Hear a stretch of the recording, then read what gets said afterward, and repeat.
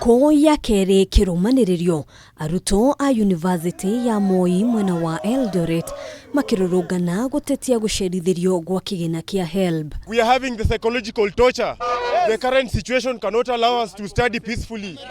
If education is a right in this country and is to be taken seriously, how can we allow this to go on? Tunateseka. I'm a leader. I cannot rest as my students sleep hungry. Bwana Ringera, wherever you are, give my students help. Gucerithirio gwa kigiina gĩkĩ gũthararĩtie mĩhang'o yao ya mathomo. Arutwo amwe rĩu ona makĩaga gĩa kũrĩa kuona marorete iguru kigiina gĩkĩ. People do not have money to pay rent. People do not have money to pay food. We have contributed enough. We hope that we are going to be listened to, that by Monday we are going to suffer no more. Comrades, power! Na rĩu rũrũ rwaya gukorwo arĩ rwĩmbo rwa o mũthenya kũrĩ arutwo aya. Kuona Mbondi ya uheani wa kigiina gĩkĩ yugite kuri na unyihu wa kigiina ũkĩringithania na namba ya arutwo arĩa maikitie ihoya makĩenda uteithio wa mbeca. Right now, if you go to the Higher Education Loans Board building, you'll find a lot of students there wanting to reach the offices to be assisted, to be considered, because they have applied for loans and they have not seen a response because of low funding. Mbere ya kamĩtĩ ya bunge ĩgiĩ githomo, mũrũgamĩrĩri mũnene wa rũhonge rwa HELB Charles Ringera augĩte Mbondi ĩno ĩrabatara makĩria ya ciringi bilioni 15 nĩguo gũkinyeria ũteithio arutwo matanyihĩire 500,000 a thukuru cia university na TVET no matire maramũkĩra kigiina gĩkĩ.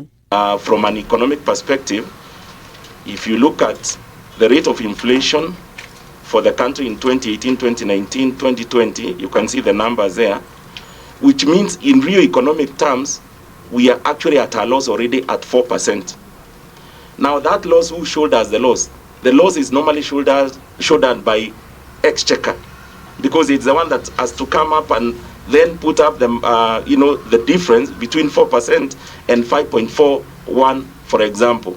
Oho akiuga kwaga kũrĩhwo kwa marũni ma arutwo a mĩaka ya na hau kabere nĩ ũndũ ũcoketie na thutha ũngania wa kigiina rũhonge-inĩ rũrũ na angĩkorwo mendekithia ma riboti ya BBI nĩ mekũhĩtũkio kuongererwo kwa mĩaka 4 ya kũrĩha mbeca ici gũkũritũhia mĩhang'o ya uheani wa mbeca rũhonge-inĩ rũrũ na ũguo arutwo aingĩ matirĩteithĩkaga. Like now this year Treasury has told us you must go out there and get 5 billion. It means that if the 4-year period is then implemented, the 5 billion will shrink to about 1.5 billion.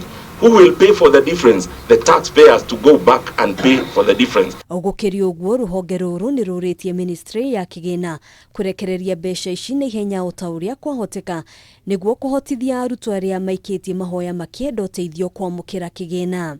I want also to appeal for your voice on the need for the National Treasury to give the third quarter of the funding to Higher Education Loans Board to enable students settle down and carry on with their studies.